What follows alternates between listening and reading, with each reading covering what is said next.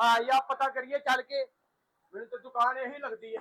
हाँ जी अरे भैन आ जा जी रशीद साहब की दुकान यही है।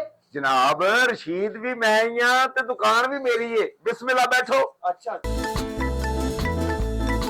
ते बुलाओ फिर रशीद साहब नू।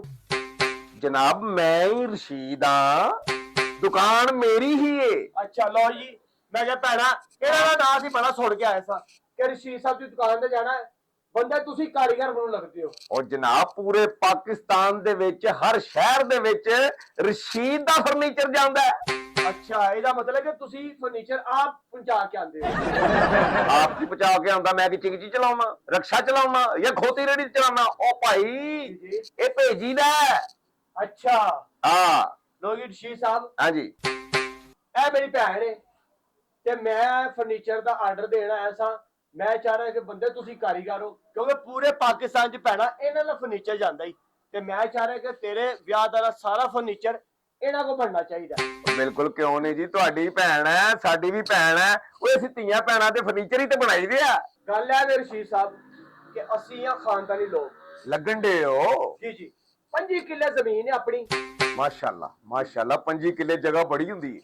ਤੇ ਉਸ 25 ਕਿੱਲੇ ਜ਼ਮੀਨ 'ਚ ਇੱਕ ਇੱਕ ਏਕੜ ਲੱਗਾ ਹੈ। 25 किले जगह च इको ही किकर। ਹਾਂ ਹਾਂ ਬਿਲਕੁਲ माशाल्लाह अच्छा ਤੇ ਅੱਬਾ ਜੀ ਦੀ ਵਸੀਅਤ ਸੀ ਕਿ ਉਸ ਕਿੱਕਰ 'ਚੋਂ ਤੂੰ ਆਪਣੀ ਭੈਣ ਦਾ ਫਰਨੀਚਰ ਬਣਵਾਣਾ।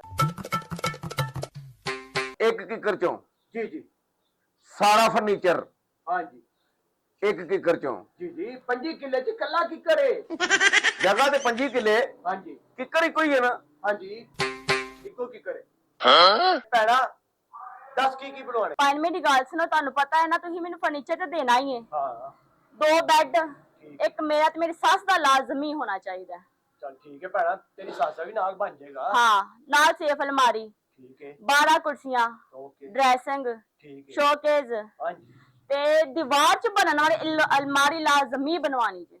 ਇਹਦਾ ਮਤਲਬ ਹੈ ਕਿ ਕਿੱਕਰ ਕੱਦ ਦਾ ਕਾਫੀ ਲੰਮਾ ਹੈ। कादो तो एडा है नहीं पर लकड़ बहुत मजबूत है। ਲੱਕੜ ਤੇ ਬਹੁਤ ਮਜ਼ਬੂਤ ਹੈ ਪਰ ਚੀਜ਼ਾਂ ਬੜੀਆਂ ਬਣਨੀਆਂ ਨੇ। ਇਹ ਕਾਕੀ ਦੱਸੇ ਨਾ ਕੀ ਦੱਸਿਆ ਸੀ ਕੀ ਬਣਨਾ। ਦੱਸੋ ਤੇ ਰਸ਼ੀਦ ਸਾਹਿਬ 2 ਬੈੱਡ ਡਰੈਸਿੰਗ ਸ਼ੋਕੇਸ ਕੁਰਸੀਆਂ ਟੇਬਲ ਅਲਮਾਰੀ। ਇਹ ਸਾਰਾ ਕੁਝ ਹਾਂ ਇੱਕ ਕਿੱਕਰ ਚੋਂ। ਹਾਂਜੀ ਬਿਲਕੁਲ। ਮੈਨੂੰ ਇੱਕ ਗੱਲ ਦੱਸੋ ਇਹ ਤੁਸੀਂ ਕੁੜੀ ਦਾ ਵਿਆਹ ਕਰਨ ਲੱਗੇ ਜਾਂ ਗੁੱਡੀ ਕੁੜੀ ਦਾ ਵਿਆਹ ਕਰਨ ਲੱਗੇ ਹੋ ਜਿਹੜਾ ਸਾਰਾ ਫਰਨੀਚਰ ਉਹ ਤੇ ਬਣਨਾ ਹੈ ਔਰ ਉਹਦੇ ਵਿੱਚੋਂ ਮੈਂ ਕੀ ਐਡਾ ਕ ਬੈੱਡ ਬਣਾਵਾਂ ਕੋਈ ਐਡੀ ਕੀ ਸ਼ਿੰਗਾਰ ਮੇਜ਼ ਬਣਾਵਾਂ ਐਡੇ ਐਡੇ ਸੋਫੇ ਬਣਾਵਾਂ ਨਿੱਕੀਆਂ ਨਿੱਕੀਆਂ ਕੁਰਸੀਆਂ ਬਣਾਵਾਂ ਇੱਕ ਕਿੱਕਰ ਚੋਂ।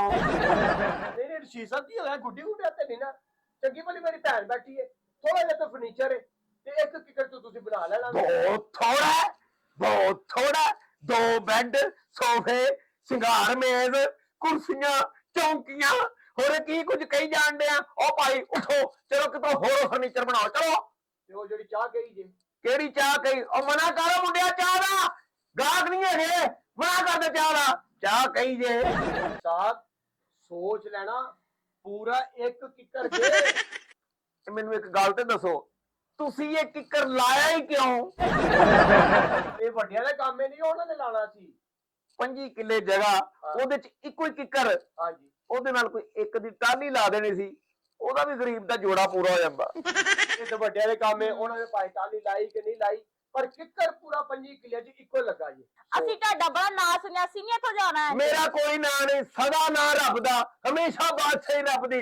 ਮੈਂ ਕੋਈ ਕਾਰੀਗਰ ਨਹੀਂ ਮੈਨੂੰ ਕੋਈ ਕੰਮ ਨਹੀਂ ਆਉਂਦਾ ਮੈਨੂੰ ਫਰਨੀਚਰ ਬਣਾਉਣਾ ਨਹੀਂ ਆਉਂਦਾ ਤੁਸੀਂ ਕਿਤੇ ਹੋਰ ਬਣਵਾ ਲਓ। ਨਹੀਂ ਫਰਨੀਚਰ ਸਾਡਾ ਤੁਸੀਂ ਬਣਾਓਗੇ। ਜੀ ਸਾਹਿਬ ਤੁਹਾਡਾ ਨਾਂ ਸੁਣਿਆ ਅਸੀਂ ਆਏ ਤੁਹਾਡੇ ਕੋਲ ਸਾਡਾ ਖਾਨਦਾਨੀ ਕੰਮ ਹੈ ਅਸੀਂ ਜਾਣ ਸਕੇ ਤੁਸੀਂ ਇਹ ਕਰਦੇ।